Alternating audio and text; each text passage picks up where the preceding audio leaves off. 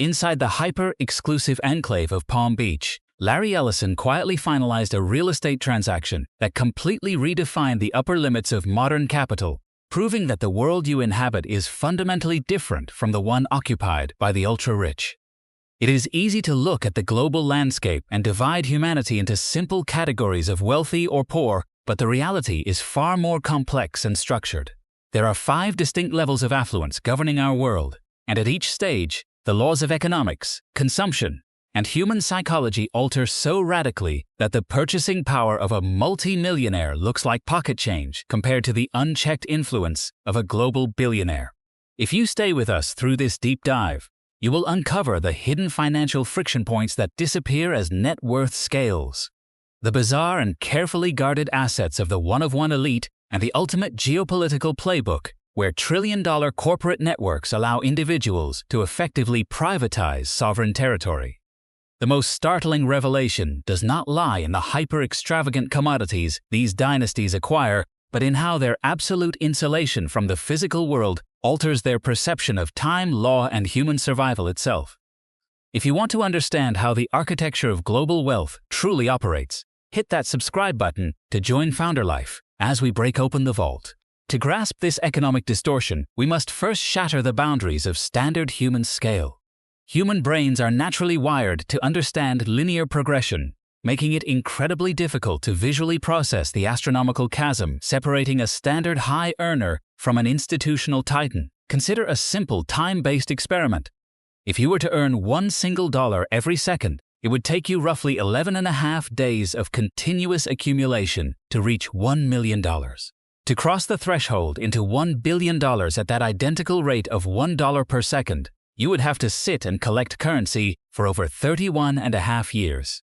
When financial educator Humphrey Yang sought to visually demonstrate this disparity for a mass audience, he turned to a baseline commodity, white rice. Within his structural framework, a single grain of rice represents $100,000. A small cluster of 10 grains equals $1 million. When you look at a $5 million luxury estate in California, it is represented by a tiny, modest pile of 50 grains. But to visualize $1 billion, you are forced to count out 10,000 individual grains of rice, a painstaking process that requires more than 12 hours of continuous manual labor. When this same mathematical model is scaled up to match the net worth of an industrial titan like Jeff Bezos, the linear comparison collapses entirely. In early 2022, his fortune of roughly $122 billion translated into an immense mountain of rice weighing 58 pounds, measured out on digital food scales. Placing a standard computer keyboard next to this massive pile creates a jarring visual realization. That entire $5 million mansion is a microscopic speck of 50 grains next to a mountain. If you remove those 50 grains from the pile, the mountain shows absolutely no visible change, meaning a multi-million-dollar transaction does not even register as a rounding error on the balance sheet of a contemporary oligarch. This extreme scale explains why the ultra-wealthy experience zero consumer purchase friction in their daily lives.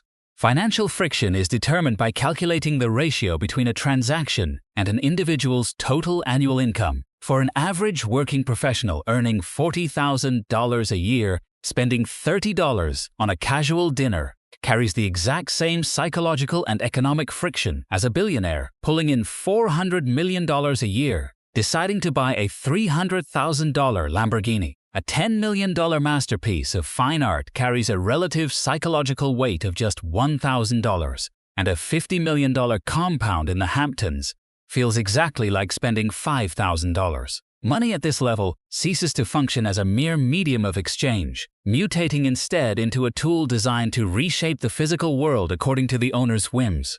The top 1% is a phrase that has become a permanent fixture in our cultural lexicon, heavily associated with images of unbridled luxury and untouchable financial freedom. Yet, global economic data reveals a reality that is far more nuanced. If an individual carries an annual income exceeding roughly $200,000, they technically enter the top 1% of global earners. In major metropolitan areas, this level of income frequently translates to a lifestyle that feels remarkably ordinary. These individuals are typically corporate lawyers, specialized medical professionals, or mid-level tech executives, who, despite their high earnings, find themselves bound to the treadmill of full-time employment. They are trapped by high fixed overhead costs, multi-million-dollar mortgages on primary residences, elite private school tuitions, and heavy tax burdens.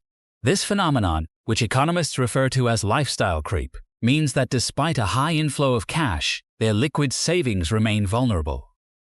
They do not feel financially secure because their lifestyle is entirely dependent on their next paycheck, meaning they are still vulnerable to systemic economic shocks. True financial insulation only begins when wealth detaches itself from a standard salary and transitions into asset-backed net worth. This transition marks the entry into the second level of wealth, defined by a net worth spanning between $10 million and $30 million. At this specific juncture, the fundamental nature of financial stress undergoes a permanent transformation. The baseline survival needs of the individual and their extended family are met with absolute certainty. They inhabit premium real estate purchased without the anxiety of fluctuating interest rates, and their daily operational costs represent a negligible fraction of their capital. For these individuals, international travel transitions exclusively to commercial first class. When a significant family milestone arises, booking a $2,000 a night luxury hotel suite is executed without a second thought. More importantly, they gain access to premier, specialized healthcare systems, effectively insulating themselves from the logistical friction of public medical infrastructure. The defining characteristic of this second tier is that no sudden emergency financial situation can destroy their life or compromise their societal standing. Whether facing a complex legal dispute, a severe medical crisis, or a localized economic downturn, their capital serves as an impenetrable shield.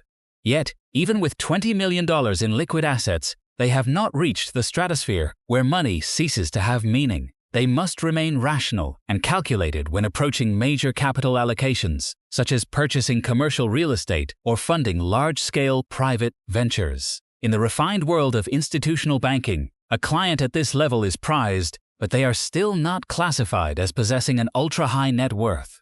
They remain consumers of luxury rather than creators of economic realities. This raises a deeper psychological question. What happens to the human mind when the fear of financial ruin is entirely deleted from the subconscious, yet you remain fully aware that an entirely different tier of elites looks down on your achievements? As an individual scales past the $30 million mark, they enter a domain where wealth is no longer measured by what it can buy in a retail market, but by how effectively it can control human capital and command institutional attention. To understand how the elite truly break away from the constraints of ordinary luxury, you must look at the exact border where wealth transforms from an asset into an empire. This boundary is defined by a net worth spanning from $30 million to $100 million, a rarefied space known in the banking world as the entry point to ultra-high net worth. At this level, the individuals in question are no longer merely successful professionals. They are almost always the founders, chief executives, or controlling shareholders of major corporate enterprises that dictate regional economics. The everyday world inhabited by the upper middle class is left behind, replaced by an ecosystem where personal assistance and structural isolation become the standard operating procedure. If you want to secure an interview, a meeting, or even a brief phone call with someone in this bracket, you no longer contact them directly. You are redirected through a multi-layered phalanx of executive assistants, chief of staff operators, and reputation managers whose entire job is to filter out the outside world. This insulation reshapes their entire relationship with hospitality and global travel. Commercial airlines, even the most prestigious first-class cabins, disappear from their itineraries. Instead, the ultra-high net worth class transitions entirely to private aviation, though at this specific stage they rarely incur the massive capital expenditure and bureaucratic headache of buying and maintaining a heavy jet outright. Instead, they master the economics of fractional ownership through elite corporate aviation networks like NetJets. By purchasing a specific fraction of a private aircraft, they secure the absolute right to have a luxury jet, waiting on any tarmac globally with as little as 10 hours of notice, completely bypassing public security lines, baggage claims, and terminal delays. When these individuals travel, they align their calendars with hyper-exclusive international milestones like the Monaco Grand Prix or the Cannes Film Festival. During these peak periods, the cost of premier real estate and luxury suites skybounds to unprecedented heights.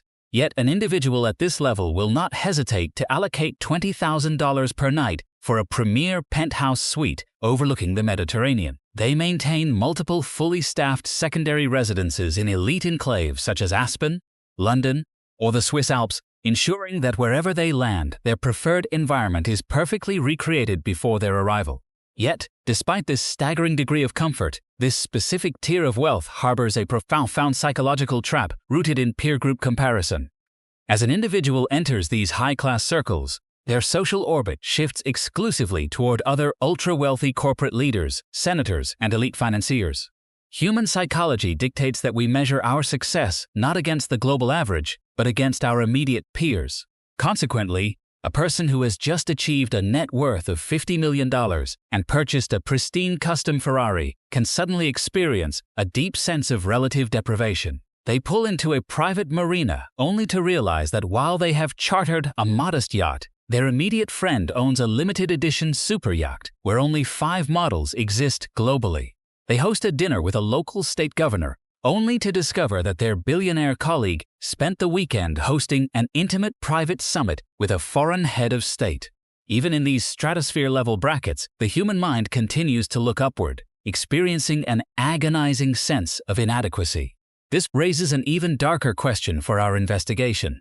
What happens when an individual completely breaks through this ceiling of peer group anxiety and scales past the $100 million mark, entering a domain where objects cease to have fixed market values and scarcity itself becomes the only currency that matters? When an individual scales past the $100 million net worth barrier, the standard architecture of commerce evaporates, introducing a realm where the exceptionally rich no longer buy products, but instead commodify absolute scarcity. In this 4th tier of wealth, stretching comfortably up to the $1 billion mark, money transforms into an instrument used to manipulate reality and manufacture things that simply should not exist for the general public. At this stage of accumulation, individuals possess or control massive enterprise networks that are household names, even if the creators themselves choose to remain entirely anonymous behind layers of corporate shielding. For these titans, the acquisition of a standard luxury vehicle or a premium estate fails to provide any psychological satisfaction.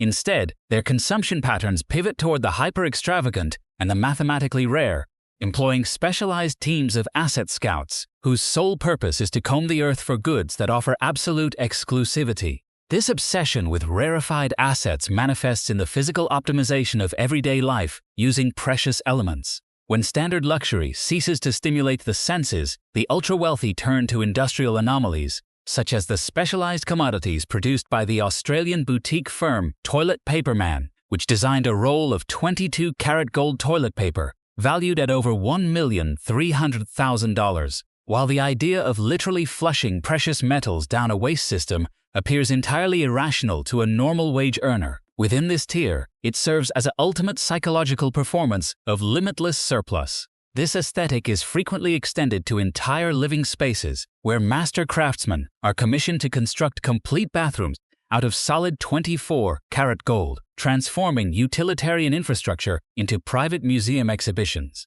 The same philosophy governs their personal communication devices and daily hydration. A standard consumer smartphone is rejected in favor of bespoke technological art pieces, such as custom-engineered iPhones encased in solid 24-karat gold housings, encrusted with more than 600 flawless white and black diamonds, and shielded by solid sapphire crystal screens. These devices, requiring a capital allocation of over $15 million, are entirely unavailable to the public and exist purely as digital signifiers of dynastic status. Even the water they consume undergoes an absurd process of elite curation. Wealth at this level commands custom designer bottles crafted from precious metals containing a hyper-specific blend of natural spring water sourced directly from France and Fiji. Systematically combined with pristine glacier runoff from Iceland, the liquid itself is not the source of value. The value resides in the logistical absurdity required to bring it into existence. To truly understand the mindset of a person hovering just below billionaire status, one must look at how they approach the global art market and historical artifacts. They do not buy art merely for aesthetic appreciation. They buy it because it represents a legally recognized financial asset class that carries absolute physical scarcity. This is precisely why a hedge fund manager or a private equity titan will willingly allocate $12 million to acquire Damien Hirst's controversial installation, titled The Physical Impossibility of Death in the Mind of Someone Living. This piece, consisting of a 14-foot tiger shark preserved inside a glass vault of formaldehyde solution, perfectly captures the ethos of the Tier 4 elite. The shark is an apex predator of nature, a symbol of raw dominance now frozen, sterile, and entirely captured inside a corporate vacuum for the private viewing of an elite collector. If their tastes lean toward classical instrumentation, they will aggressively outbid public institutions at private auctions, spending over $3,200,000 to secure the iconic crystal piano utilized during the Beijing Olympic Games ceremonies. Every experience imaginable becomes completely transactional at this level of capital.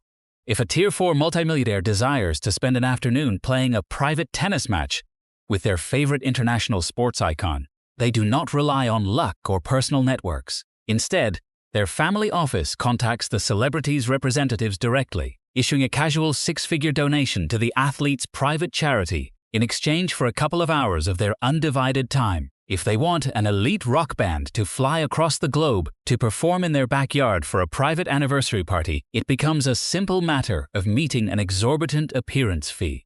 Even the great cultural institutions of the world bend to the weight of this capital.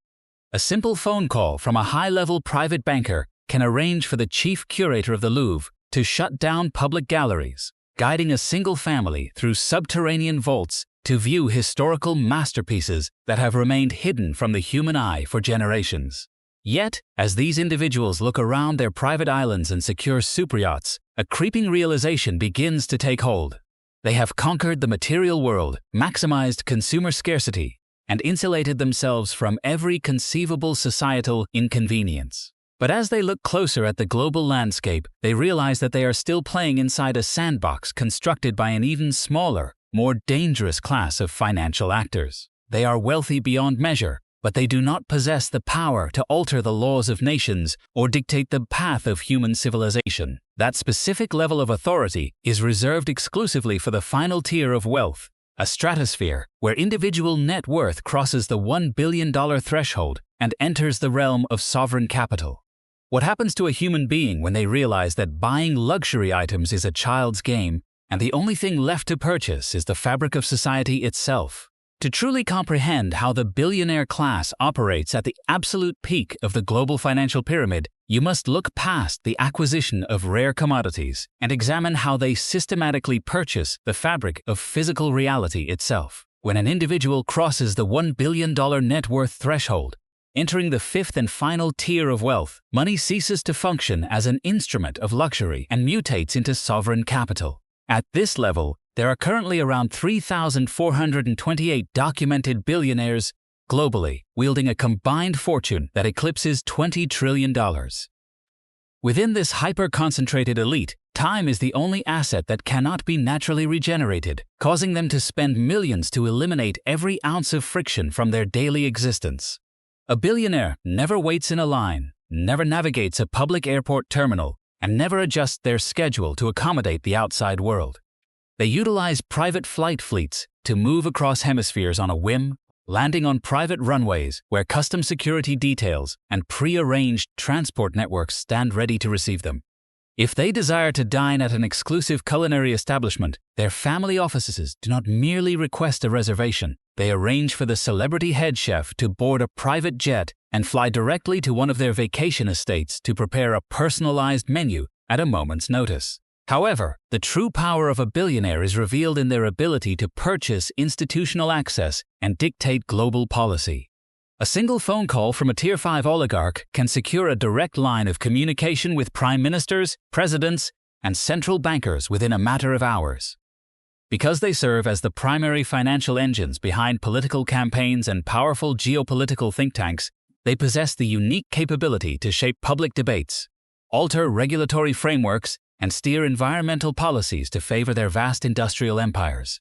This unparalleled level of systemic control has birthed a modern socioeconomic phenomenon known as neo-feudalism, characterized by ultra-wealthy tech and industrial magnates purchasing massive swaths of natural territory to establish private, self-sustaining microkingdoms entirely detached from the jurisdictions of ordinary citizens. The ultimate blueprint for this corporate territorial acquisition was executed by Larry Ellison, the co-founder of Oracle, whose real-time net worth fluctuates around the $200 billion mark. In the year 2012, Ellison enacted a transaction that stunned global real estate markets, spending $300 million to buy 98% of Lanai, a 140-square-mile Hawaiian island located in the middle of the Pacific Ocean. To execute this transaction without triggering massive public resistance or incurring standard state real estate transfer fees, Ellison cleverly avoided buying the physical land deeds directly. Instead, his legal teams structured the deal to acquire the corporate membership shares of Castle and Cook Resorts, a legacy entity that had controlled the island since its days as a pineapple plantation monopoly.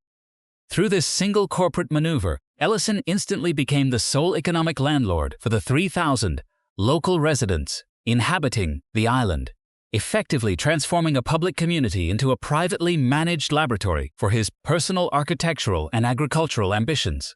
For the multi-generational families living on Lanai, the arrival of the Oracle Billionaire completely restructured the terms of daily survival. Ellison quickly consolidated his authority over the island's infrastructure, seizing control of the main residential real estate market, the primary utilities, the localized commercial storefronts, and the overarching employment sector via the ultra-luxury Four Seasons resorts. This total economic monopoly is enforced through a highly controversial, feudalistic clause embedded deep within the standard residential housing leases. Under these strict guidelines, if an island resident is terminated from their job at any enterprise owned or controlled by Ellison, their housing contract is voided simultaneously, resulting in immediate eviction from their home. Furthermore, Ellison transitioned the commercial leases for small local businesses from stable 5-year agreements down to unpredictable 30-day rolling contracts. This tactical legal shift forces local shop owners to operate in a perpetual state of anxiety, knowing that any public criticism of the billionaire's management style or projects could result in the immediate closure of their businesses at the end of the month.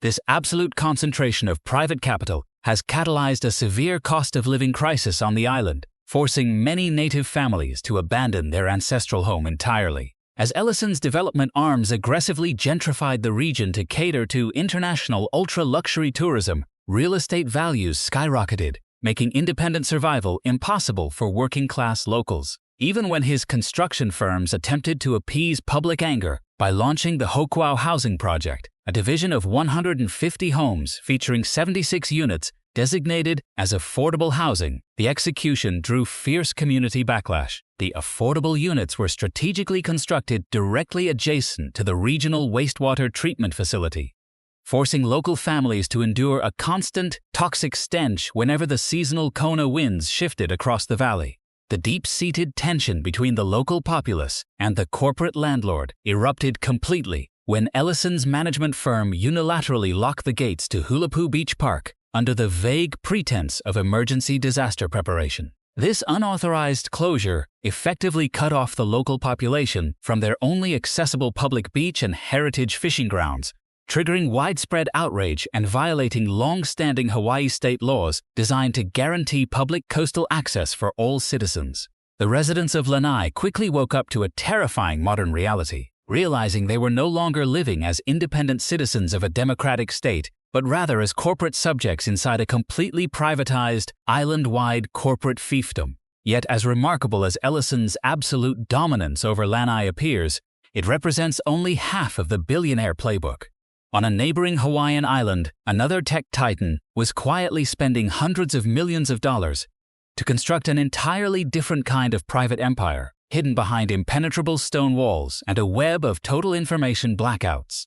Deep beneath the pristine tropical canopy of Kauai, Mark Zuckerberg has quietly engineered a sprawling, high-security fortress known as Kūlau Ranch, concrete proof that the modern billionaire class is no longer just purchasing luxury, but actively preparing for the collapse of civil society. Spanning an immense 2,300 acres of prime Hawaiian wilderness, this fortified enclave has cost the Meta chief executive well over $300 million in land acquisition and construction expenditures alone. The sheer scale of the compound easily eclipses the annual municipal operating budget for the entire island of Kauai, effectively creating an independent state within a state. At the absolute center of this hyper-secure perimeter sit two primary residential mansions that match the total square footage of a professional football field, packed with multiple elevators, industrial-grade kitchens, and high-level corporate conference rooms. Yet, the most revealing architectural feature of Kulau Ranch is not visible from the surface. Connecting these massive luxury estates is a secret subterranean tunnel system that descends directly into a 5,000-square-foot, blast-proof underground bunker. This subsurface living space is protected by an immense metal door backfilled with thick industrial concrete, specifically engineered to withstand major kinetic impacts and geopolitical catastrophes. The underground fortress functions as a fully autonomous habitat featuring its own independent power generation systems, an 18-foot-tall self-sustaining water storage apparatus, and massive agricultural facilities capable of feeding an entire security apparatus for extended periods without relying on external public utility grids. Above ground, Zuckerberg has constructed a bizarre network of 11 circular treehouses interconnected by intricate, suspended rope bridges, allowing his inner circle to traverse the canopy without ever making physical contact with the earth below. This extreme, defensive architecture has ignited severe social friction with the indigenous population of Kauai, who view the massive compound as a modern manifestation of colonial entitlement. To maintain absolute operational security over the development, Zuckerberg has implemented a regime of extreme secrecy, forcing every single construction worker, structural engineer, and domestic staff member to sign ironclad, multi-million-dollar non-disclosure agreements. The severe psychological pressure of this silent environment has been punctuated by tragic operational incidents, including severe heavy machinery accidents and the sudden, uninvestigated death of a 70-year-old security guard stationed on an isolated beach perimeter during a torrential downpour, leading to intense wrongful death litigation from grieving family members. Local journalists and community organizers, who have publicly questioned the legal structuring of these land grabs, find themselves completely blacklisted, monitored by private drone networks, and legally barred from approaching the property boundaries. This brings us to the profound psychological paradox that governs the lives of the ultra-rich. When an individual accumulates enough capital to completely isolate themselves from the rest of humanity inside an underground concrete bunker, their relationship with the world undergoes a dark, pathological mutation. Psychologists specializing in high net worth individuals have identified a clinical phenomenon known as sudden wealth syndrome, which systematically targets individuals who acquire immense fortunes in short historical windows. The symptoms are devastatingly isolating: acute paranoia, deep survivor guilt, profound chronic depression, and a complete erosion of personal trust. When a billionaire looks at their immediate social circle, they no longer see friends or romantic partners. They see transactional actors, opportunists, and an endless sea of yes-men desperately seeking a piece of their financial empire. This pervasive lack of authentic human connection triggers a state of psychological paralysis. Because their time is calculated down to the millisecond by corporate algorithms, they are fundamentally incapable of investing the emotional energy required to build deep, vulnerable relationships. The dating landscape for a multi-billionaire transforms into a distorted, highly artificial exercise where prenuptial legal frameworks and background security checks systematically castrate any sense of organic romance.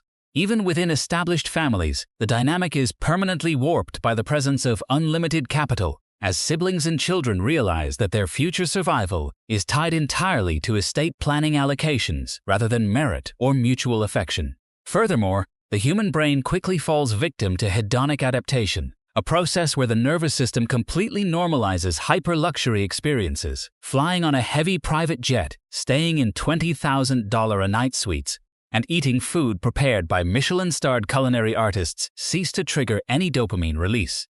They simply become the dull, uninspiring baseline of daily existence. This lack of basic emotional satisfaction breeds a condition known as wealth fatigue syndrome, forcing the individual to seek increasingly extreme, bizarre, or isolating behaviors to feel a sense of control or excitement. They become obsessed with tracking real-time market fluctuations, a condition known as ticker shock, where the literal drop of a single percentage point on a stock exchange triggers a visceral fight or flight response, despite the fact that the loss has absolutely zero impact on their physical survival. They have successfully built an unassailable financial empire, but in doing so, they have trapped themselves inside a sterile, glass-walled vacuum, entirely cut off from the living, breathing reality of the human experience. The complete deconstruction of the global wealth pyramid forces us to confront a stark, immutable reality that no amount of capital can ever bypass. Despite the multi-million-dollar subterranean fortresses carved into the volcanic rock of Kauai, and regardless of the absolute legislative control exerted over the sovereign coastline of Lanai, the ultra-rich remain entirely subordinate to the foundational laws of biology. The ultimate equalizer of human existence is mortality, a biological certainty that treats a multi-billion-dollar stock portfolio with the exact same indifference as a $0 bank balance. Severe medical crises, the irreversible decay of physical health, and the agonizing grief of losing a child or a spouse are structural human experiences that completely resist financial leverage. In the profound words of an elite circle observer, when facing the absolute boundaries of human fragility, nobody has it all, proving that unlimited currency can merely construct a more comfortable cage, but it can never purchase an exemption from the human condition. For the modern consumer watching this investigation unfold, it is exceptionally easy to look upward at the staggering mountain of billionaire assets and experience a profound sense of relative economic despair. Yet, a rigorous macroeconomic reality check completely flips this narrow perspective. The fact that you possess the digital infrastructure and global network connectivity required to stream this premium documentary means you do not reside at the base of the global wealth pyramid. If you currently have clean food preserved in a refrigerator, clothes on your back, a secure roof over your head, and a safe, private space to sleep tonight, your standard of living already eclipses 75% of the entire human population. Even if your liquid net worth stands at a single dollar right now, you remain financially superior to billions of individuals across the globe who are completely submerged in unpayable systemic debt or possess absolutely zero material assets to their name. The deep architectural divide between the rich and the poor is completely arbitrary, serving as a fluid spectrum of baseline perspectives rather than a rigid binary structure. True prosperity is never measured by the physical dimensions of a sterile, glass-walled vacuum or the ability to privatize a geographic island. Instead, genuine wealth resides in the depth, vulnerability, and authenticity of the human connections you establish with the world around you. If you want to continue breaking down the hidden financial machinery, corporate conflicts, and elite power structures that govern our global economy, your next critical destination is our investigative report on the hidden collapse of dynastic estates, which is appearing on your screen right now. Click through to discover how the world's most powerful families systematically destroy their own empires from within, and keep following Founder Life as we pull back the curtain on global capital.